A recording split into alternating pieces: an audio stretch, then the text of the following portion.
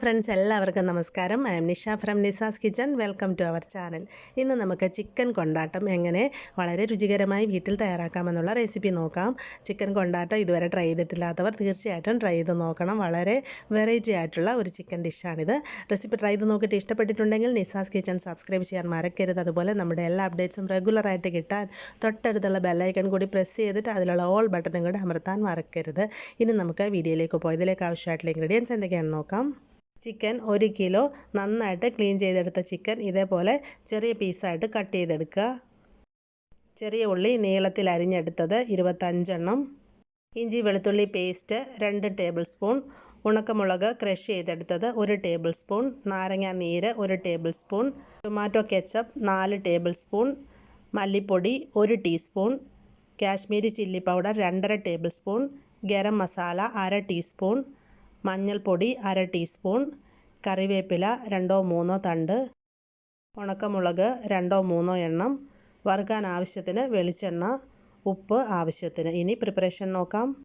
ആദ്യമായിട്ട് നമുക്ക് വറുക്കാനുള്ള ചിക്കൻ ഒന്ന് മാരിനേറ്റ് ചെയ്തെടുക്കാം. അപ്പോൾ അതിനായിട്ട് നന്നായിട്ട് കഴുകിയെടുത്ത ചിക്കൻ ഞാനിവിടെ വെള്ളമൊക്കെ നന്നായിട്ട് മാറ്റിയിട്ട് ഒരു ബൗളിലേക്ക് ഇട്ട് വെച്ചിട്ടുണ്ട്. അപ്പോൾ ഇതിലേക്ക് നമുക്ക് 1.5 ടേബിൾ സ്പൂൺ കാശ്മീരി മുളക് പൊടി ഇട്ട് കൊടുക്കാം. കാശ്മീരി മുളക് പൊടിക്ക് എരിവ് കുറവായിരിക്കും, അതേസമയം നല്ല കളറും കിട്ടും. ഇനി ഇതിലേക്ക് മഞ്ഞൾപ്പൊടി ചേർക്കാം 1/4 ടീസ്പൂൺ. ഇഞ്ചി വെളുത്തുള്ളി പേസ്റ്റ് ചേർക്കാം 1 ടേബിൾ സ്പൂൺ. ഇനി ഇതിലേക്ക് നാരങ്ങ നീര് ചേർത്ത് കൊടുക്കാം 1 ടേബിൾ സ്പൂൺ. ഇനി ഇതിലേക്ക് പാകത്തിനുള്ള ഉപ്പും കൂടെ ചേർത്ത് കൊടുക്കാം. ഇപ്പോൾ ഞാൻ 1 ടീസ്പൂൺ ഉപ്പാണ് ഇതിലേക്ക് ചേർത്ത് കൊടുത്തത്. ഇനി ഇതെല്ലാം കൂടെ നമുക്ക് നന്നായിട്ട് മിക്സ് ചെയ്യാം. കൈ ഉപയോഗിച്ച് തന്നെ ഇതിനെ നന്നായിട്ട് മിക്സാക്കി എടുക്കാം. ചിക്കൻ്റെ എല്ലാ ഭാഗത്തേക്കും ഈ നമ്മൾ ആഡ് ചെയ്ത ഇൻഗ്രീഡിയൻസ് എല്ലാം നന്നായിട്ട് പിടിച്ച് കിട്ടാൻ വേണ്ടിയിട്ട് കൈ ഉപയോഗിച്ച് തന്നെ ഇതേപോലെ തിരുമ്മി പിടിപ്പിക്കുക. ഞാനിപ്പോൾ ഇതിനെ നന്നായിട്ട് മിക്സ് ചെയ്തിട്ടുണ്ട്. നമുക്കിതിനെ അറ്റ്ലീസ്റ്റ് ഒരു 2 മണിക്കൂറെങ്കിലും ഫ്രിഡ്ജിലേക്ക് വെക്കാം. ഒരു 3-4 മണിക്കൂർ വെക്കാൻ പറ്റിയാൽ അത്രയും നന്നായിരിക്കും. അതിന് ശേഷം വേണം ഫ്രൈ ആക്കി എടുക്കാനായിട്ട്. ഞാനൊരു ചീനച്ചട്ടി സ്റ്റൗവിലേക്ക് വെച്ചിട്ടുണ്ട്. ഇതിലേക്ക് നമുക്ക് കുറച്ച് വെളിച്ചെണ്ണ ഒഴിച്ച് കൊടുക്കാം. കഴിയുന്നതും വെളിച്ചെണ്ണയിൽ തന്നെ ഈ ഫ്രൈ റെഡിയാക്കുക. നമ്മൾ മാരിനേറ്റ് ചെയ്ത് ഫ്രിഡ്ജിലേക്ക് വെച്ച ചിക്കൻ ഒരു 15 മിനിറ്റ് റൂം ടെമ്പറേച്ചറിൽ എടുത്ത് വെക്കുക. അതിൻ്റെ വലിയ തണുപ്പൊന്ന് വിട്ടതിന് ശേഷം വേണം ഫ്രൈ ചെയ്യാനായിട്ട്. അതുപോലെ തന്നെ ഇത് എണ്ണയിലേക്ക് ഇടുന്നതിന് തൊട്ട് മുമ്പ് നന്നായിട്ട് കൈകൊണ്ട് ഒന്നും കൂടെ ഇളക്കി യോജിപ്പിക്കണം. അതിന് ശേഷം ഓരോന്നായിട്ട് എടുത്തിട്ട് ഇതേപോലെ തിളച്ച എണ്ണയിലേക്കിട്ട് ഫ്രൈ ആക്കി എടുക്കാം. ഞാനിപ്പോൾ 2 പ്രാവശ്യമായിട്ടാണ് ഇത് ഫ്രൈ ആക്കാനായിട്ട് പോകുന്നത്. നമ്മൾ എടുക്കുന്ന പാനിൻ്റെ വലിപ്പത്തിനനുസരിച്ച് ചിക്കൻ പീസ് ഇട്ടിട്ട് ഇതേപോലെ ഫ്രൈ ആക്കി എടുക്കാം. മീഡിയം ഹീറ്റിലിട്ടിട്ട് ഇതിനെ ഫ്രൈ ആക്കുക. ചൂട് ഒരുപാട് കൂടുതലാണെങ്കിൽ ഇതിൻ്റെ പുറം ഭാഗം പെട്ടെന്ന് കരിഞ്ഞു പോകും. ഇതിപ്പോൾ ഇതിൻ്റെ 1 സൈഡ് ഫ്രൈ ആയി വന്നിട്ടുണ്ട്. നമുക്കിനി ഇതിനെ തിരിച്ചിട്ട് കൊടുക്കാം. ഇത് മുഴുവനും തിരിച്ചിട്ട് കൊടുത്തതിന് ശേഷം നമുക്ക് ലോ ഹീറ്റിലേക്ക് മാറ്റിയിടാം. കുറഞ്ഞ തീയിൽ കിടന്ന് ഫ്രൈ ചെയ്യുമ്പോൾ ഇതിൻ്റെ ഉൾഭാഗം നന്നായിട്ട് വെന്ത് കിട്ടുകയും ചെയ്യും. പുറം ഭാഗം കരിഞ്ഞ നിറം ഒത്തിരി മാറിപ്പോകത്തുമില്ല. ഇടയ്ക്കിടയ്ക്ക് തിരിച്ചു മറിച്ചുവിട്ട് 2 വശവും നമുക്ക് ഒരേപോലെ മൊരിയിച്ചെടുക്കാം. ചിക്കൻ ഒരുപാട് ഡീപ്പ് ഫ്രൈ ആയി പോകേണ്ട ആവശ്യമില്ല. എന്നാൽ അത്യാവശ്യം നന്നായിട്ട് മൊരിഞ്ഞ് കിട്ടുകയും വേണം. ഇതിപ്പോൾ റെഡി ആയിട്ടുണ്ട്. ഇനി നമുക്കിതിനെ എണ്ണയിൽ നിന്ന് കോരി മാറ്റാം. ഈ ഒരു രീതിയിലാണ് ചിക്കൻ നമുക്ക് ഫ്രൈ ചെയ്തെടുക്കേണ്ടത്. ഇത് മുഴുവൻ എണ്ണയിൽ നിന്ന് മാറ്റിയതിന് ശേഷം ബാലൻസ് ഉള്ള ചിക്കൻ പീസും കൂടെ നമുക്ക് എണ്ണയിലേക്ക് ഇട്ടിട്ട് ഇതിനെയും ഫ്രൈ ആക്കിയെടുക്കാം.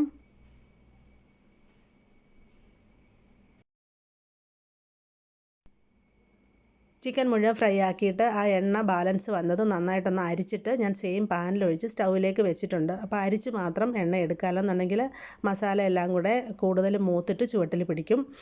ഇനി ഈ എണ്ണയിലേക്ക് അരിഞ്ഞു വെച്ചിരിക്കുന്ന ചെറിയ ഉള്ളി ഇട്ട് കൊടുക്കാം. ചെറിയ ഉള്ളി നമുക്ക് ആദ്യമേ നന്നായിട്ടൊന്ന് വഴറ്റിയെടുക്കാം. ഇതൊന്ന് സോഫ്റ്റായിട്ട് വരുന്നത് വരെ വഴറ്റാം. അതിന് ശേഷം വേണം ബാക്കിയുള്ള ഇൻഗ്രീഡിയൻസ് ചേർത്ത് കൊടുക്കാൻ.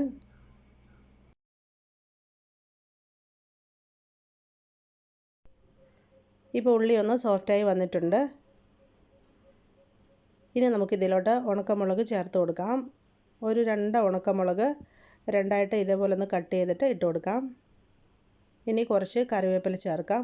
2-3 തണ്ട് കറിവേപ്പില ഇട്ട് കൊടുക്കാം. ഇനി ഇതിനെ ജസ്റ്റ് 1 മിനിറ്റ് ഒന്ന് വഴറ്റാം. കറിവേപ്പില നമ്മൾ ആദ്യമേ ചേർത്ത് കൊടുത്താൽ ഒരുപാട് മൊരിഞ്ഞിട്ട് അതിൻ്റെ നിറം മാറിപ്പോകും. അപ്പോൾ അത് ഒഴിവാക്കാനായിട്ട് ഈ സമയത്ത് ചേർത്താൽ മതിയാകും.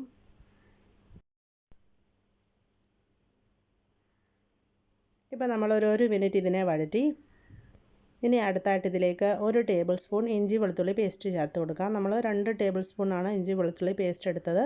അതിൽ 1 ടേബിൾ സ്പൂൺ മാരിനേഷൻ്റെ സമയത്ത് ചിക്കനിലേക്ക് ചേർത്തിട്ടുണ്ടായിരുന്നു. ഇനി ഇഞ്ചി വെളുത്തുള്ളി പേസ്റ്റ് ഒന്ന് മൂത്ത് വരുന്നത് വരെ വഴറ്റാം.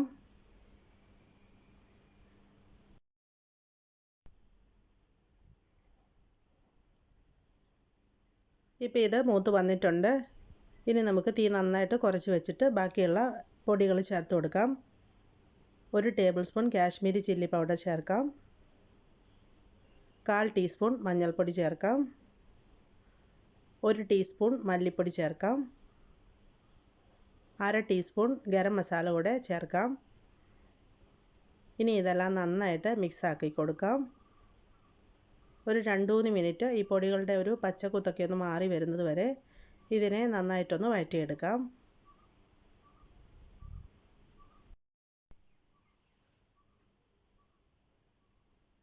ഇപ്പോൾ ഒരു 2-3 മിനിറ്റ് നമ്മളിതിനെ വഴറ്റി പൊടികളുടെ ആ ഒരു പച്ചക്കുത്തൊക്കെ ഒന്ന് മാറി വന്നിട്ടുണ്ട്. ഇനി ഇതിലേക്ക് നമുക്ക് ഒരു വലിയ സ്പൂൺ ഉണക്കമുളക് ക്രഷ് ചെയ്തത് ഇട്ട് കൊടുക്കാം. പൊടിച്ചിട്ടല്ല, ഇതേപോലെ തരിതരിപ്പായിട്ടൊന്ന് ചതച്ചെടുത്താൽ മതിയാകും. ഈ മുളക് നന്നായിട്ടൊന്ന് ചൂടായിട്ട് വരുന്നത് വരെ ഇതിനെ ഒന്ന് മിക്സ് ചെയ്യാം.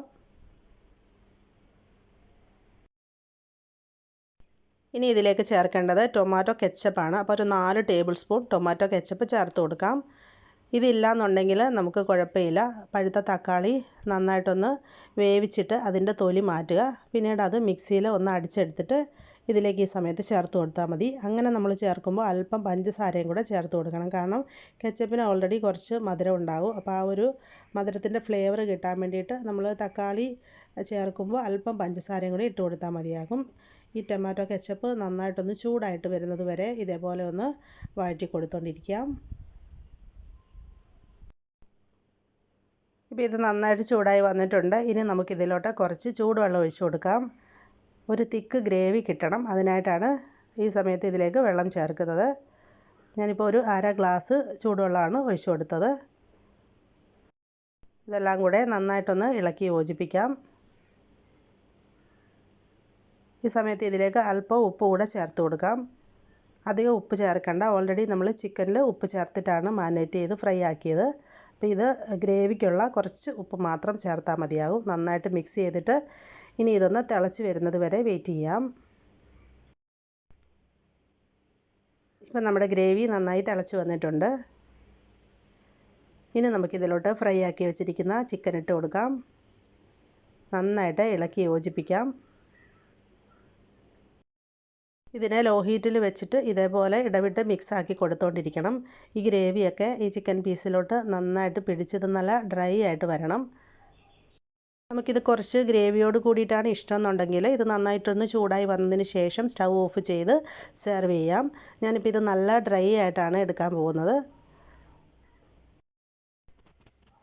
നമ്മളിപ്പോൾ ഒരു 6-7 മിനിറ്റ് ഇതിനെ ലോ ഹീറ്റിൽ വെച്ചിട്ട് നല്ല ഡ്രൈ ആക്കി. ഇതിപ്പോൾ കണ്ടില്ലേ, ഇതിൻ്റെ ഗ്രേവിയൊക്കെ ചിക്കൻ പീസിലോട്ട് നന്നായിട്ട് പിടിച്ച് ഇത് നല്ല ഡ്രൈ ആയി വന്നിട്ടുണ്ട്. അപ്പോൾ ഇതാണ് കൊണ്ടാട്ടത്തിൻ്റെ ഒരു കൺസിസ്റ്റൻസി എന്ന് പറയുന്നത്.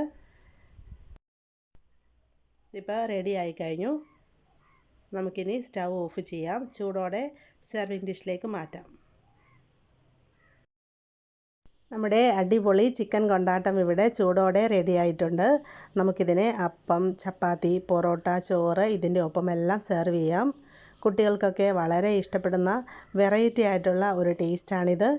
അപ്പോൾ എല്ലാവരും മറക്കാതെ ഇത് ട്രൈ ചെയ്ത് നോക്കുക. ചിക്കൻ കൊണ്ടാട്ടം കഴിച്ചിട്ടില്ലാത്തവർ ഇത് ഒരു പ്രാവശ്യമെങ്കിലും ട്രൈ ചെയ്ത് നോക്കണം. ഉറപ്പായിട്ടും ഇഷ്ടപ്പെടും.